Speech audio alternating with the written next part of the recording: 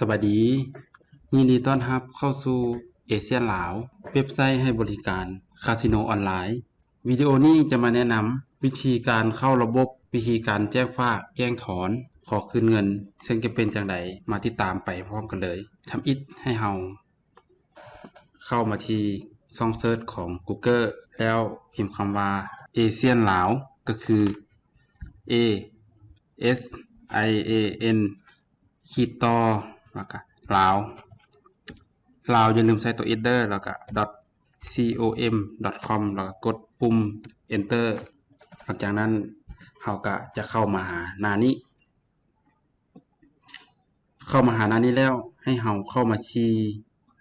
เข้าสู่ระบบหลังจากคลิกเข้าสู่ระบบมันจะเป็นแบบนี้คันคนที่มี username อยู่แล้วก็สามารถป้อนเข้าสมาชิกแล้วก็เข้ารหัสผ่านแล้วก็เข้าไปเลยแต่ว่าคนที่ยังบ่ทันมีให้มาสมัครสมาชิกก่อนก็คือเข้าตัวนี้สมัครสมาชิกแล้วก็ป้อนชื่อของเฮาหั่นแหละ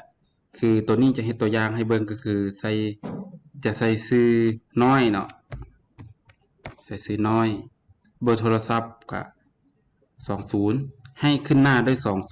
9188 3456ป้อน username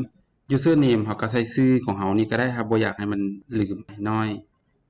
3636รหัสผ่าน3636ใส่รหัสผ่านอีกครั้งหนึง3636ตัวนี้ตัว username นี่กับรหัสผ่านนี่คือว่าสำคัญหลายให้เฮาชื่อไว้ให้ดีๆเที่ยหน้าหันเฮาจะเป็นต้องได้ใช้ username กับ password นี้เขาจะล็อกอินอีกครั้งนึงหลังจากเฮากรอกข้อมูลอย่างทุกอย่างเนาะแล้วเราก็เข้ามาสมัครสมาชิกตกลงโอเคหลังจากสมัครสมาชิกเรียบร้อยแล้วให้เฮามาคลิกเข้าสู่ระบบแล้วมันจะเป็นแบบนี้เฮาจะเอา user ที่เฮาสมัครเมื่อกี้นี้ก็คือน้อย3636รหัสผ่านเฮาก็ใส่3636เนาะแล้วก็เข้าสู่ระบบหลังจากเข้าสู่ระบบแล้วมันจะเป็นหน้าแบบนี้เฮาจะเห็นหน้านี้ตัวนี้มันจะเป็นแบบมันจะเปลี่ยนเป็นสีแดงเป็นออกระบบตอนนี้เฮาบ่ได้เข้ามันจะบอกให้เข้าสู่ระบบหลังจากเฮาเข้ามาแล้วมันจะบอกให้ออกสู่ระบบหลังจากเข้ามาแล้วสิ่งที่เฮาจะมาเฮ็ดมื้อนี้ก็คือแจ้งฝากแจ้งถอนแล้วก็ขอคืนเงินถ้าหากเฮาอยากแจ้งฝากเนาะทำอิฐเฮาต้องโอนเงินจาก BCL One ของเฮาเข้าสู่บัญชีของระบบก็คือตัวนี้แม่นเงินบาทตัวนี้เป็นเงินดอลลาร์ตัวนี้เป็นเงินกีบซึ่งเฮาสามารถเลือกได้ว่าเฮาสิโอนเข้าบัญชีตัวใดก็ได้ถ้าบัญชีเฮาเป็นเงินกีบเฮาก็เอาเข้าเงินกีบนี้ถ้าบัญชีเฮาเป็นเงินบาทเฮาก็เอาเข้าเงินบาทหลังจากเฮาโอนเรียบร้อยแล้วให้เฮาเข้ามาที่แจ้งฝากตัวนี้ก็คือให้เฮาเลือกเว็บไซต์ที่เฮาต้องการที่จะเติมเข้าถ้าเฮาต้องการเติมเข้า GCash มันก็เข้า GCash ตัวนี้คือ user เฮามีแล้วบ่หรือบ่ทันมี user เกมนะถ้าเฮายังว่าบ่ทันมีเฮาก็คลิกเข้าบ่ทันมีแล้วก็ตัวนี้เป็นจำนวนเงินที่เฮาต้องการฝากเข้า500เนาะเขียนใส่500อย่าลืมเปลี่ยนตัวนี้เป็นเงินบาทเด้อเฮาต้องการโอนเป็นเงินกีบเฮาก็บอก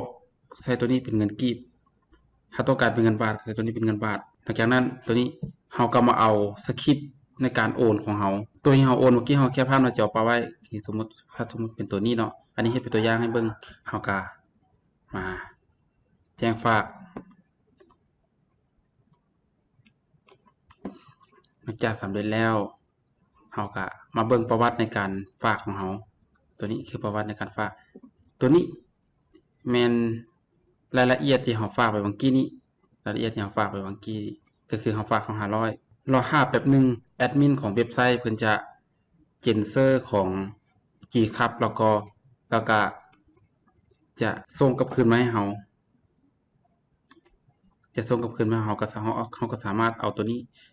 เข้าลิงก์เกมได้สมมุติว่าเฮาอยากถอนเข้ามาแจ้งถอนนี้หน้ามันจะเป็นแบบนี้เฮาก็มาเลือกเว็บไซต์สมมุติเราเลือกเว็บไซต์ GCash คือเก่าป้อน user ที่เฮาต้องการถอนออกสมมุติ user ที่เฮาต้องการถอนออกแม่นเฮาได้ user ตัวนี้ไปลิ้นตัวนี้รหัสแม่น6565ประมาณนี้เนาะตัวนี้มันเฮ็ดเป็นตัวอย่างให้เบิ่งซื่อๆเด้อหลังจากเฮากดตัวนี้แล้วเฮาก็มาใส่จำนวนเงินเมื่อกี้เฮาฝากเขา500สมมุติเฮาลิ้นได้ 2,000 เฮาอยากถอน 1,000 เฮาก็ใส่ถอน 1,000 แล้วก็ตัวนี้มันข้อมูลธนาคารเฮาก็ใส่ สมมุติเรามีธนาคารการค้าใช้ธนาคารการค้าเลขบัญชีสมมุติเราก็ป้อนเลขบัญชีเราใส่โอเคหลังจากป้อนเลขบัญชีเราใส่แล้วก็ใส่ชื่อบัญชีสมมุติเราชื่อน้อยเนาะน้อยวิไลพรสมมุติเนาะน้อยวิไลพรประมาณนี้สกุลเงินบัญชีของเราเป็นสกุลเงินอีหยังถ้าบัญชีของเราเป็นสกุลเงินบาทเราก็ใช้สกุลเงินบาทเลยแล้วก็มาแจ้งถอนโอเค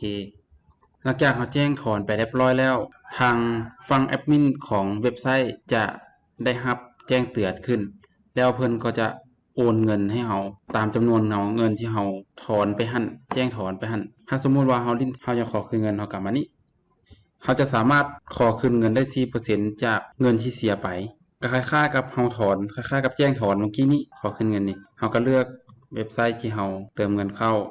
แล้วก็ป้อน username key username ของเกมหั่นสมมุติเป็นจังซี่สมมุติ username ตัวนี้รหัส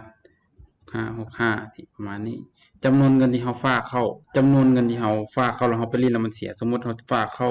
500เนาะตัวนี้แล้วเราไปลิ้นแล้วเสียที่นะแล้วก็เลือกธนาคารคือเก่าแล้วป้อนเลขบัญชีคือเก่าแล้วก็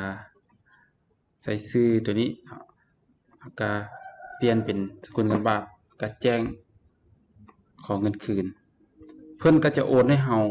4% ของมูลค่าที่เราฝากไว้หั่นตัวข้อมูลธนาคารนี้ถ้าเราบ่อยากกรอกตลอดหั่นเราสามารถมา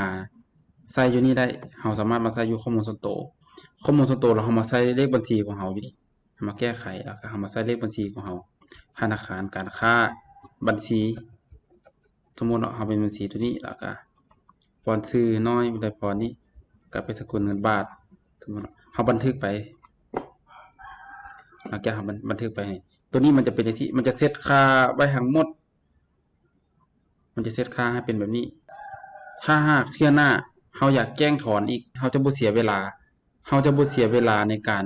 มากรอกข้อมูลธนาคารอย่างอีกเราก็กรอกแต่เท่านี้แล้วก็แจ้งฝากได้เลยโอเคซึ่งมื้อนี้เราก็สิเว้าคร่าวๆส่ำนี้